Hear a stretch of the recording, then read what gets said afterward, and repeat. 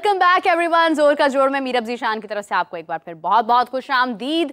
और जिस तरह से हम बात कर रहे थे मॉर्निंग में भी हमने बात की, हमने डिस्कशन की about the surgery in Pakistan cricket. बहुत सारे चैनल्स पर हम देख रहे हैं, डिफरेंट प्लेटफॉर्म्स पर हम देख रहे हैं कि बात हो रही है पाकिस्तान टीम में चेंजिंग की, तब्दीली की। अगर स्पेशली हम देखते हैं कि हम क्या गुफ्तगू करते आ रहे हैं तो उसके अंदर सबसे पहले जो पहलू हमने देखा वो ये था कि पाकिस्तान क्रिकेट टीम के अंदर जो एक ग्रुपिंग है, जो उनकी परफॉर्मेंस हमें नज़र नहीं आ रही है, जिस तरह से हम एक्सपेक्ट कर रहे हैं उस तरह से वो चीज़ सामने नहीं आ रही है।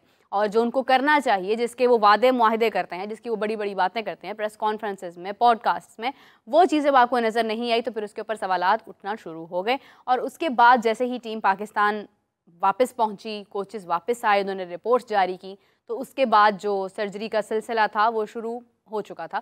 यानी कि वहाब रियाज को, अब्दुल रज़ाक साहब को, इन दोनों को उन्होंने यानी खैराबाद कह दिया पीसीबी की तरफ से। वहाब रियाज ने भी अपनी गुफ्तगू में कहा कि मेरे पास बहुत सारी चीज़ें हैं जो मैं जाहिर कर सकता हूँ लेकिन मैं खामोश हूँ।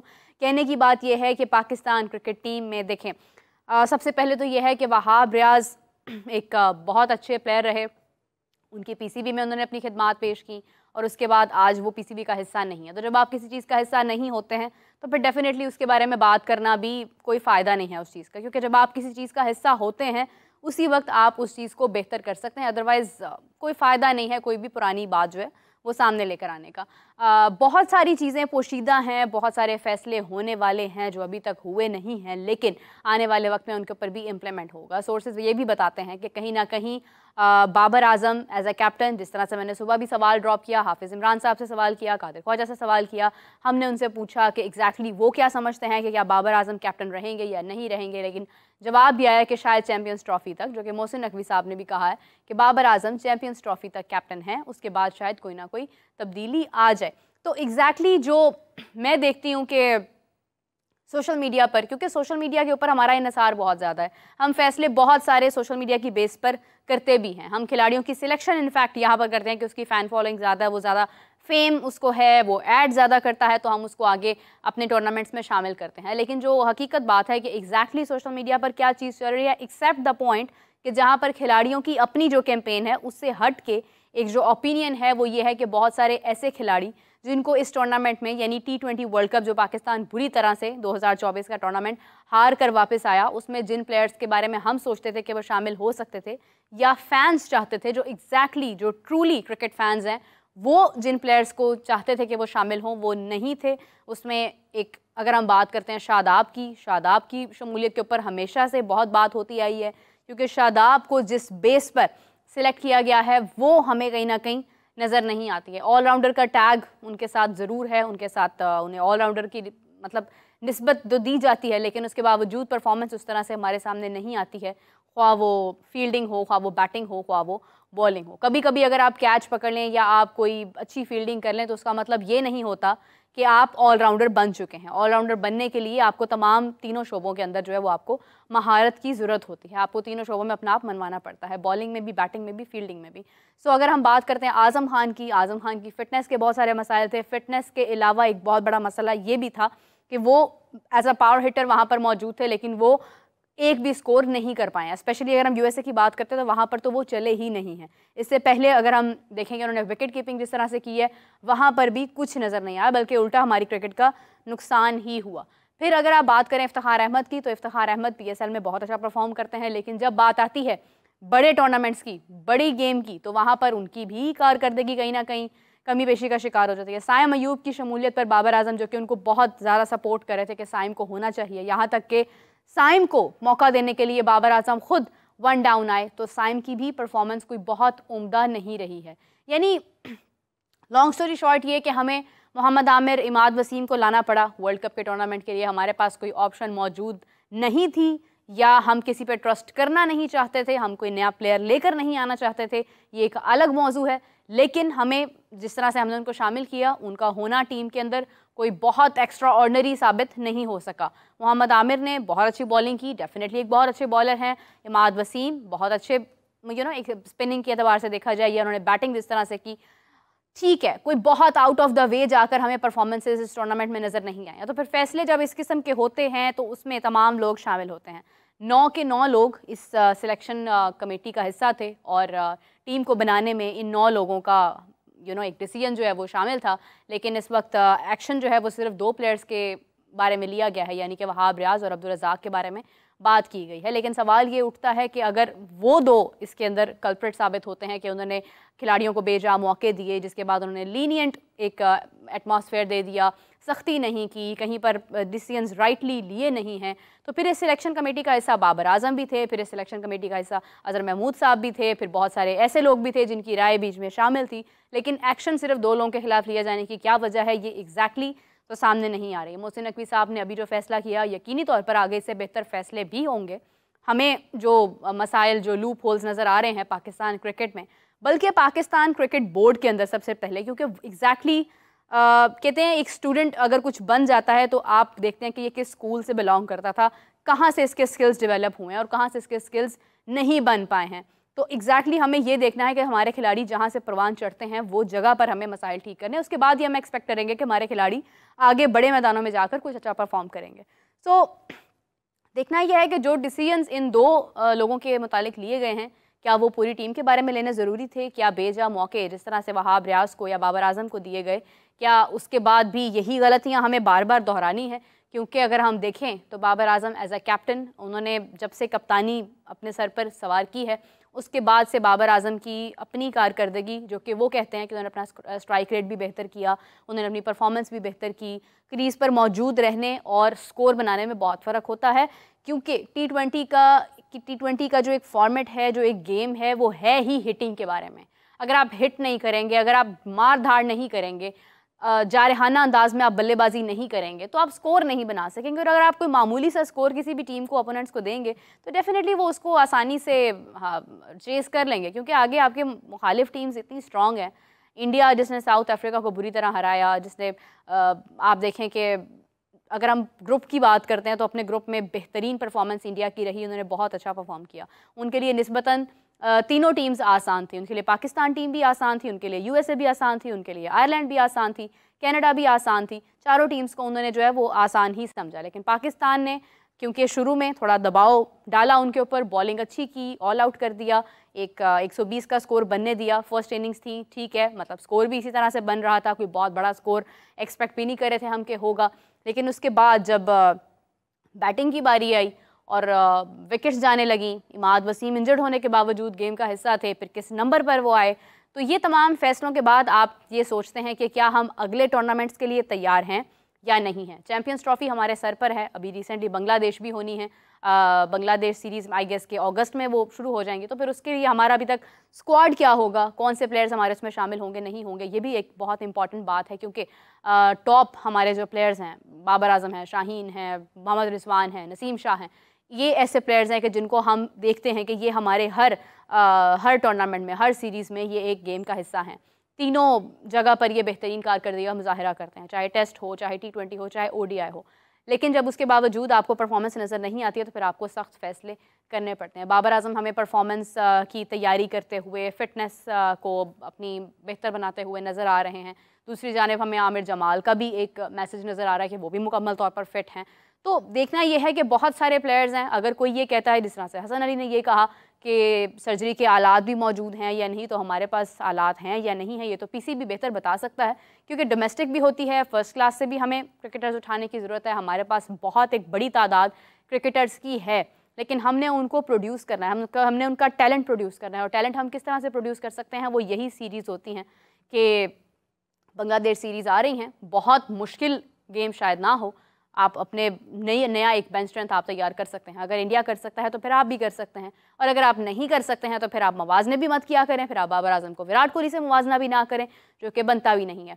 सो ये तमाम फैसले हमें एग्जैक्टली ये बताते हैं कि हम अभी कहाँ पर खड़े हैं और हम अपनी क्रिकेट को कहाँ पर आने वाले वक्त में देखते हैं। आफ्टर द बांग्लादेश सीरीज़ फौरी तौर पर डोमेस्टिक, और फिर उसके बाद जो बात स्टार्ट हो जाएगी वो चैंपियंस ट्रॉफी के मुतालिक हो जाएगी। चैंपियंस ट्रॉफी के मुतालिक एक और बहुत इंपॉर्टेंट बात ये भी है कि इंडिया की तरफ से जो खबरें सामने आ रही हैं कि इंडिया नहीं आएगा पाकिस्तान चैंपियंस ट्रॉफी के लिए, तो उसके ऊपर मैं देख रही थी कि वसीम अकरम साहब ने भी अपनी राय का इजहार किया। उन्होंने कहा कि डेफिनेटली इंडिया आएगा अगर चैंपियंस ट्रॉफी होगी, जो कि होनी है, एक चीज़ सिलेक्टेड है, कोई हाइब्रिड मॉडल, कोई ऐसी बात जो है वो हमारे सामने नहीं है। एक चीज़ रजिस्टर्ड है, पाकिस्तान होस्ट कर रहा है चैंपियंस ट्रॉफी को और इंडिया पाकिस्तान आएगा। तो ये जो दूरियां हैं, ये जो, क्योंकि वसीम अकरम साहब ने भी कहा है कि आप खेल को सियासत से आज़ाद करते हैं, जो भी पॉलिटिकल मैटर्स हैं, जो भी पॉलिटिकल मसाइल हैं, उनको खेल में शामिल नहीं होना चाहिए। खेल एक एंटरटेनमेंट होती है, और अगर आपको एंटरटेनमेंट से भी इस किस्म की परेशानी और बिला वजह के जो एक मामलात हैं, जो कि सियासी मामलात हैं, जब वो आपकी क्रिकेट के ऊपर हावी हो जाते हैं, तो फिर, या किसी भी खेल के ऊपर आपके हावी हो जाते हैं, तो फिर डेफिनेटली आपकी एंटरटेनमेंट भी ख़त्म हो जाती है। तो देखना यह है कि चैंपियंस ट्रॉफी, जबकि एक दुनिया भर से बड़ी बड़ी टीम्स पाकिस्तान में मौजूद होंगी, यहाँ पर खेल पेश करेंगी, तो उस वक्त पाकिस्तान क्या अपनी बेंच स्ट्रेंथ बना पाता है? उस वक्त तक क्या पाकिस्तान अपने खिलाड़ियों को तैयार कर पाता है? कहीं होस्ट कंट्री होने के बावजूद भी बुरी कारकर्दगी का सामना तो नहीं होगा? क्या हम उस वक्त भी यही बात तो नहीं कर रहे होंगे कि हमारी क्रिकेट के लिए क्या बेहतर फैसले होंगे, क्या होगा? बाबर परफॉर्म नहीं कर रहे हैं, इफ्तिखार अहमद साहब परफॉर्म नहीं कर रहे हैं, फ़लाँ परफॉर्म नहीं कर रहा, फ़लाँ नहीं कर रहा, इसको क्यों रख दिया, वो बाहर क्यों बैठा है, अगर वो बैठा है तो उसको मौका नहीं दिया जा रहा है। तो इस किस्म के जो तमाम फैसले हैं, ये तब ही बेहतर हो सकते हैं जब आप ओहदेदारान में ओहदों की सिलेक्शन पर बेहतर फैसले करते हैं। क्योंकि अगर आप ओहदे पर किसी भी ऐसे शख्स को बिठा देते हैं जो मुनासिब फ़ैसले नहीं कर सकता, जो मुनासिब वक्त पर मुनासिब राय नहीं दे सकता, जो एक्शन नहीं ले सकता, तो फिर आपकी क्रिकेट, आपकी जो भी एक खेल है, जो भी आपका क्रिकेट बोर्ड होता है, वो डिस्टर्बेंस का शिकार होता है और वो पूरी दुनिया भर में उसकी गूंज जाती है। हमें ज्वाइन किया है इसी के साथ आप सबके फेवरेट उमर ज़ाहिर ने, आज थोड़े से फासले पर मौजूद हैं और हमारे साथ कॉल पर मौजूद हैं, तो उमर से बात करते हैं। अस्सलाम वालेकुम उमर, कैसे हैं आप? वालेकुम अस्सलाम, क्या हाल चाल है मेरा?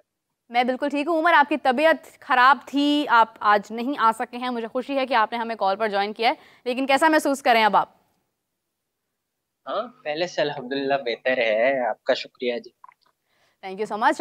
उमर, एग्जैक्टली अभी मैं जो बात करी थी वो ये थी कि आगे चैंपियंस ट्रॉफ़ी आ रही है, बांग्लादेश सीरीज़ के बाद हम ज़्यादा जो गुफ्तगू है हमारी वो चैंपियंस ट्रॉफ़ी के मुतालिक ही होगी, और जिस तरह से डिसीजंस लिए जा रहे हैं, या जो हमारे प्लेयर्स की जो एबिलिटी है, जिस पर हमें कोई शक नहीं है, लेकिन जो एग्जीक्यूशन है उसके ऊपर हमें बहुत सारे डाउट्स हैं और हम परेशान हैं कि आगे क्या होगा। तो क्या एक्सपेक्ट करें? अगर हम सबसे पहले बांग्लादेश सीरीज़ की बात करते हैं, आपको क्या लगता है कि क्या पाकिस्तान बांग्लादेश सीरीज़ में एक बेहतर, एक निस्बतन जो गुज़िश्ता सीरीज़ हुई हैं उनसे इस सीरीज़ में as a host country as well बेहतर परफॉर्म कर पाएगा?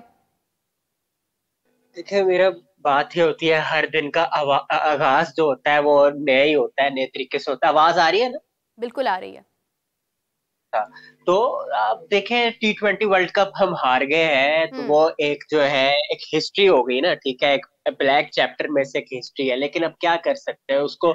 जाहिर बात है, एक तो मिटा वो नहीं नहीं बना सकते। सकते ना। हाँ, तो बस अब उससे सीख सकते हैं, सीख हम्म। जरूर सकते हैं। और वैसे भी जो टेस्ट क्रिकेट है, जो बांग्लादेश के खिलाफ जो सीरीज है, वो डिफरेंट फॉर्मेट है, रेड बॉल फॉर्मेट है, कोच आपका हम्म। डिफरेंट है। जैसन जैसन गिलेस्पी किसी तारीफ के मोहताज नहीं, ऑस्ट्रेलिया को बड़ा सर्व किया है। हाँ, अब उनके लिए एक नया चैलेंज जरूर है कि वो इधर किस तरह पाकिस्तान को किस तरह डील करते हैं। और कैप्टन भी एक डिफरेंट होगा, शान मसूद हो गए। और शान मसूद की कैपेबिलिटी पे सब ही जो है उनके एक्नॉलेज कर रहे हैं कि जिस तरह से वो लीड कर रहे हैं, ना सिर्फ वो इंटरनेशनल लेवल पे, काउंटी क्रिकेट पे भी जिस तरह से वो लीड कर रहे हैं, तो वो हम्म। एक्सेप्शनल चीज है। और डेफिनेटली वो एक लीड, कैप्टन और लीडर ना दो चीजें होती है मेरे, वो बड़ी एग्जैक्टली। उनमें फर्क। तो मुझे लगता है कि शान मसूद के पास वो कैपेबिलिटी कि वो लीडर बन सके, और लीडरशिप, डिफरेंट फॉर्मेट एग्जैक्टली। होगा। हाँ, और वो ऐसे कप्तान है जो कि लगता है कि वाकई हैवी वेट है। हम्म। उनके जो एक्शन है और उनकी इंडिविजुअल वाइज द गेम जो है, वो पिछले कोई 2013 से खेल रहे हैं, तो over the hmm. Years improve करते जा रहे हैं। तो पाकिस्तान की होम सीरीज भी जैसे आपने कहा, तो एक हम्म। नए माइंडसेट के साथ होप तो की जा सकती है पाकिस्तान उतरेगा, और उतरना भी चाहिए, क्योंकि बांग्लादेश के खिलाफ आप हम्म। टेस्ट सीरीज खेल रहे हो। तो वैसे भी पाकिस्तान का रिकॉर्ड जो है बांग्लादेश के खिलाफ अच्छा आ रहा है। टेस्ट सीरीज कभी पाकिस्तान हारा नहीं है बांग्लादेश से। हाँ, ड्रा जरूर हुआ है टेस्ट मैचेस। तो हम्म। पाकिस्तान का रिकॉर्ड बहुत तगड़ा है, और ऊपर से क्रूशल मैचेस है दो, क्योंकि आईसीसी वर्ल्ड टेस्ट चैंपियनशिप का पार्ट होगा। और हम्म। पाकिस्तान की अब निगाहें ये होनी चाहिए कि पाकिस्तान अभी तक कोई वर्ल्ड टेस्ट चैंपियनशिप भी नहीं जीता, तो हम्म। उस पर पाकिस्तान फोकस करे। हालांकि वो मैचेस पाकिस्तान को वो कम मिलते हैं, हम्म। लेकिन मुझे उम्मीद है अच्छा होगा। और क्योंकि आपने आगे बात की, चैंपियंस ट्रॉफी आ रही है, तो एग्जैक्टली। अब वक्त अब वक्त यही है कि पाकिस्तान जो है किसी तरह से बस ये चीजों को ओवरकम करे, और जो सर्जरी हो रही है, जो भी चीजें हो रही है, वो हो लेकिन लॉजिकल रीजंस के साथ हो, और और इतनी क्रिकेट की कॉम्प्लेक्स बेहतरी के लिए ना हो, क्रिकेट की बेहतरी के लिए बिल्कुल। हो, अपने किसी ज़ाती मुफाद के लिए ना हो। लेकिन डेफिनेटली देखिए, हाँ, सर्जरी जहाँ से हो रही है, चेयरमैन साहब की तरफ से हो रही है, उनका ज़ाती मुफाद क्या ही हो सकता है पीसीबी के अंदर, क्योंकि एक चेयरमैन की जिम्मेदारी, बुनियादी जिम्मेदारी तो यही है कि वो क्रिकेट को बेहतर करें।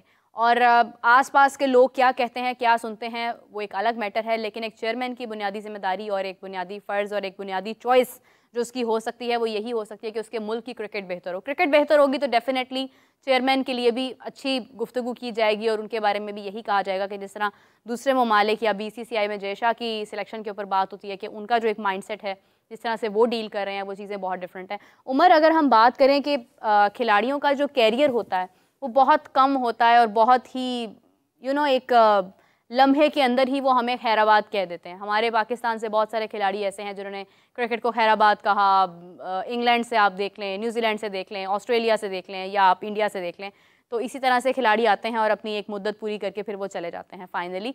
सो अभी रिसेंटली मैं देख रही थी कि हसरंगा ने भी क्रिकेट को खैराबाद कह दिया। तो मैं चाहूँगी कि आप ज़रा इसके ऊपर भी रोशनी डालें कि उनकी कारकर्दगी को, उनकी जो परफॉर्मेंस रही है क्रिकेट के अंदर, आप उसे किस तरह देखते हैं। क्रिकेट को खैरबाद कह दिया या कप्तानी से स्टेप बैक आउट किया है, मतलब T20, या ये आई लेटेस्ट गेस डेवलपमेंट है? आई गेस के उन्होंने फिलहाल स्टेप डाउन तो वो हो गए हैं, लेकिन उनकी जो एग्जैक्टली जो स्टेप, कारकर्दगी थी, वो उसको आप किस तरह से हाँ, देखते हैं? Do you think he was a great man, he performed really well in his cricket and all? Individual wise he is an excellent player, और जिस तरह से वो खेल रहे हैं, लेकिन मसला श्रीलंका क्रिकेट का ये आ रहा है कि वो एज अ यूनिट जो है ना, जेल इन नहीं हो पा रहे ओवर द ईयर्स। ये मसला 2015 के वर्ल्ड कप के बाद से एग्जैक्टली। है, जब से उनके क्रिकेटिंग ग्रेड्स चले गए, हम्म। जयवर्धने संगाकारा, समरावीरा, दिलशान मलिंगा वगैरह, तो वो हाँ। बहुत सारे चेंजेस लेके आए। कुछ सीनियर प्लेयर्स जो अवेलेबल थे, जैसे मेंडस भी कुछ अर्सा खेले, फिर हम्म। मैथ्यूज अभी भी थे, फिर इसके अलावा चैमरा, कपू गैदरा, ये सारे उनके बड़े नाम थे, लेकिन वो लेके तो आए। फिर इसके अलावा दिनेश चंदीमाल भी, लेकिन हम्म। मसला ये था मीरब कि वो जेलिन नहीं हो पा रहे थे। फिर मसला यही है उनका भी कि पॉलिटिकल जो है ना एस्पेक्ट्स, वहां पे भी कहीं ना कहीं एग्जिस्ट करते हैं। बाकी लेकिन एक अच्छी चीज ये है कि उन्होंने अपने क्रिकेटिंग लेजेंड सनत जयसूर्या को मौका दिया है कि वो अब यस। कमान संभाले एज ए हेड कोच। हम्म। तो ये देखना पड़ेगा कि उनके, क्योंकि बहुत खिदमत है श्रीलंका क्रिकेट हम्म। के लिए उनके, चाहे एज अ बैटर या बॉलर, दोनों हम्म। उन्होंने बहुत ही अपना नाम मनवाया है। तो ये एक अच्छी चीज है, लेट्स सी। बाकी हसारंगा कंटिन्यू तो करेंगे एज अ प्लेयर, तो वो एक ब्रिलियंट एस्पेक्ट है, और क्रिकेट हम्म। खेलते हैं, फ्रेंचाइज क्रिकेट पे खेलते हैं। तो लेट्स सी कि अच्छा हो श्रीलंका के लिए। उमर, एग्जैक्टली मैं यही सुनना चाह रही थी जो आपने भी बात की कि उन्होंने मौका दिया, और जिस तरह से मैंने इजहार किया कि खिलाड़ी का एक जो वक्त होता है वो बहुत कम होता है, उसकी खिदमात देने का जो एक लम्हा होता है, उसके पास वो एक छोटा सा पीरियड होता है, और उसने उसी पीरियड में अपना आप मनवाना होता है। उसके पास एक लिमिटेड टाइम होता है, और उसके बाद आपके अंदर एक हौसला, एक जज्बा मौजूद होना चाहिए कि आपने अपने बाद भी क्रिकेटर्स तैयार करने हैं। चाहे आप ऐसा कैप्टन बात कर लें या आप ऐसा खिलाड़ी बात करें, दोनों ही सूरतों में आपके पास जो एक मुद्दत होती है वो कम होती है। अब हमारे पास, हमारे यहाँ पर जो एक प्रॉब्लम बहुत बड़ा है वो ये भी है कि कहीं ना कहीं हम इस दौड़ में हैं कि बस हमारा नाम हो, बस हम आगे रहें। अगर हमने पीछे किसी को तैयार कर दिया तो हमारे जो लोग, हमारे परस्तार हैं, वो वहाँ चले जाएंगे। तो ये जो एक लालच है या एक फेम का एक नशा है कि हमें हर वक्त खुद आगे रहना है और हमें अपने पीछे वालों को मौका देने ही नहीं देना, तो इस अप्रोच के साथ अगर हम जाएंगे तो हम अपनी बेंच स्ट्रेंथ तो तैयार ही नहीं कर पाएंगे। सो डोंट यू थिंक कि ये एक मैसेज है हमारे लिए भी कि जिस तरह से हमने देखा श्रीलंका की क्रिकेट भी कोई बहुत उम्दा नहीं रह सकी है, बहुत लंबे अरसे से हम देख रहे हैं कि जिस तरह से वो कोशिशें जारी कर रहे हैं, उसके बाद आज अगर हम देखते हैं तो जो डिसीजंस हमारे सामने हैं, इवन वर्ल्ड कप में आप देखें, मैंने ब्रायन मसाबा की एग्जांपल दी, मैंने न्यूजीलैंड के केन विलियमसन की बात की, आप देखें कि डिफरेंट ऐसे लोग होते हैं जो डिसीजंस ले लेते हैं। हमारे यहाँ पर हम मौका क्यों नहीं देते हैं यंगस्टर्स को? फिर मसला यही आप कह लो कि हर लेवल में ना एक पावर ऑफ ग्रीड कह लो या सो इसको नाम आप दे दो, लेकिन यहाँ पे इम्पोर्टेंट बात ये है कि हम्म। जिमी एंडरसन जो है अभी अपना आखिरी टेस्ट मैच खेल लिया। इंग्लैंड शानदार मार्जिन के साथ जीते हैं वेस्ट इंडीज के हम्म। खिलाफ अभी, और उन्होंने अपना आखिरी टेस्ट मैच खेला, 704 विकेटें उन्होंने ली, और उन्होंने बहुत पहले ऐलान किया था कि ये इनका आखिरी टेस्ट मैच होगा, हालांकि ये 2 मैच से सीरीज के पड़े हैं, और अगर ये और 2 मैचेस खेल लेते तो शेन वॉर्न द ग्रेट का रिकॉर्ड तोड़ देते। वॉर्न ने 708 विकेटें ली हुई है टेस्ट क्रिकेट में, और जिमी एंडरसन ने 704 विकेटें ली है, लेकिन उन्होंने एक प्रोसेस रखा हुआ, उन्होंने कहा नहीं भाई बहुत खेल लिया, अब यंगस्टर्स को कमान संभालने दो, और उसी दौरान आप देखें मजे की चीज के गस अटिक्सन जो है उन्होंने डेब्यू किया इस मैच में, और उन्होंने पहले इनिंग में 7 विकेट ली मीरब, और अब 5 विकेट ली, उन्होंने 12 विकेट इस मैच में ले गए हैं जिमी एंडरसन के होते हुए। तो आप चेक करें ना कि जिमी एंडरसन फिट इतने ज्यादा है अभी भी, हालांकि 41 साल के हो गए, लेकिन वो खेल सकते थे। उन्होंने कहा नहीं, he has played about 22 years, तो उन्होंने कहा इनफ इज इनफ। तो ये चीज है यहाँ पे, आप देखो किसी हमारे ना रिवायत भी यही रही है कि बहुत से हमारे प्लेयर्स अगर 40 साल के हो जाए ना, वो रिटायरमेंट का ऐलान भी नहीं करते, वो रिटायरमेंट का ऐलान भी नहीं।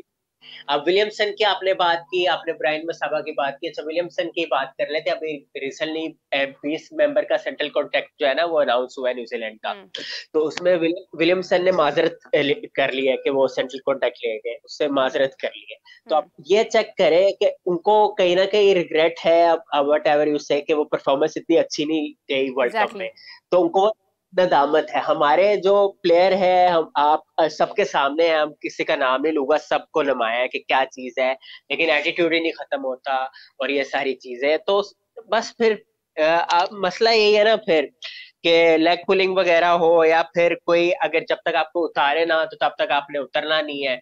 तो बात ये है, तो खुद सोचना चाहिए अपने आप को भी। अब आप देखें ना, विराट कोहली ने भी तो T20 खेला है ना, शर्मा की क्यादत में आखिरी 2 साल अपने कैरियर के, तो क्या हुआ, उन्होंने कुछ कहा, परफॉर्म किया ना उन्होंने। तो ये बस ईगो और बस पावर की ग्रीड है, ये हमारी क्रिकेट को जो है बहुत नुकसान पहुंचा रही है। और मैं ये अच्छा होता कि अगर बाबर अगर रिजाइन कर देते तो कोई इसमें कबाहत नहीं जानी थी, उनका स्ट्रेचर और बड़ा हो जाता, लेकिन उनको बेहतर लगता होगा कि कप्तानी रखे, और अभी भी कोई सर्जरी में वो भी शामिल नहीं हुए। उमर, मैं मतलब किसी के साथ मुआवजा नहीं करना चाहती हूँ, लेकिन अभी हसरंगा की बात जैसे मैंने की है, आप देखें कि किसी का भी दिल नहीं करता कि कोई किसी भी चीज़ को खैराबाद कहे या किसी भी चीज़ से वो स्टेप डाउन हो। हर किसी का दिल करता है कि वो जिस ओहदे पर फाइज हुआ है वो उसी ओहदे पर आगे बढ़े और उसको बेहतरीन तरीके से लेकर चले। लेकिन जब आपके साथ चीज़ें ठीक नहीं होती हैं, लक आपकी साइड पर नहीं होती है, या आप कह लें कि आप कहीं ना कहीं परफॉर्म नहीं कर पा रहे होते हैं, चीज़ें आपसे हैंडल नहीं हो रही होती हैं, तो फिर आपको फैसले लेने पड़ते हैं, आपको दिल बड़ा करके, कहते हैं एक जिगरे के साथ आपको जो है वो डिसीजंस लेने पड़ते हैं। What do you say about that? अगर हम डायरेक्टली बात करें ना बाबर आजम की, जब बाबर आजम स्पॉटलाइट में आए सन 2015 में, तो kind of class he shot, बहुत एलिगेंस थी क्लास में उनके, जिस तरह से वो ड्राइव। उमर की आवाज़ में थोड़ी सी डिस्टॉर्शन है, लेकिन मैं उमर की बात को कंटिन्यू कर देती हूँ कि उनका कहना ये है कि बाबर आजम जब स्टार्ट में आए तो वो एक अलग ही एक कह लें कि हम जैसे कि हैरान हो गए थे कि पाकिस्तान क्रिकेट के अंदर एक नया नाम शामिल हुआ है जो बहुत जारहाना अंदाज में अपना आप प्रूव करने वाला है आने वाले वक्त में। बाबर आजम की बातें शुरू हो गई, एक यंग एज में, एक छोटी उम्र में एक ऐसा प्लेयर जिसने कमाल कर दिखाया एक्चुअली में। उसके बाद अगर हम देखते हैं तो हमारे पास जिस तरह से आहिस्ता आहिस्ता प्लेयर्स आते रहे, हमारी एक होप बढ़ती रही कि हमारी क्रिकेट में बेहतरीन एडिशन हो रही है। एक ये भी चीज़ होती है कि जब आप देख रहे होते हैं कि आपके पीछे अच्छे खिलाड़ी उभर रहे हैं, तो फिर जो सीनियर खिलाड़ी होते हैं वो भी यकीन उनको हो जाता है कि हमारी क्रिकेट बेहतर चली जाएगी। लेकिन जब आपको भी पता होता है कि आपके पीछे कुछ है ही नहीं, तो फिर जो सीनियर खिलाड़ी होते हैं उनको भी तकलीफ होती है और वो सोचते हैं कि फिर इससे अच्छा तो हम ही कर लेते, हमें मौका दे दिया होता, हम ये कर लेते, ये तो यहाँ पर तो ये भी नहीं हो सकता, यहाँ पर तो ये भी नहीं हो सकता, यहाँ पर ये क्या, मतलब वो एक डिफरेंट एक गुफ्तगू का सिलसिला ही अलग हो जाता है। लेकिन आई गेस कि जब आपको जुनून हो जाता है उस लाइमलाइट का, कहते हैं कि शोहरत और जो फेम होती है उसको संभालना भी बहुत मुश्किल होता है, तो फेम जब आपके हाथों से बाहर हो जाती है तो फिर आपके लिए प्रॉब्लम्स पैदा होना शुरू हो जाती हैं और फिर आप समझते हैं कि अब आप कौन सा रास्ता अपनाएं, क्या फेम का या कारकर्दगी, क्योंकि आप दोनों दो कश्तियों का सवार कहीं भी नहीं पहुंच सकता। यार इसी के साथ मुझे इजाज़त दीजिए। उमर ने हमें ज्वाइन किया लेकिन कॉल की डिस्टॉर्शन की वजह से उमर हमारे साथ आए कंटिन्यू नहीं कर पाए हैं। आपसे मुलाकात होती है नाजरीन कल हम आपके साथ मजीद गुफ्तगू का सिलसिला जारी करेंगे। हमारे साथ एक्सपर्ट्स ओपिनियंस होंगे और definitely it would be a great discussion. So अभी के लिए मुझे इजाज़त दीजिए, आपसे फिर मुलाकात होती है। अल्लाह हाफ़िज़।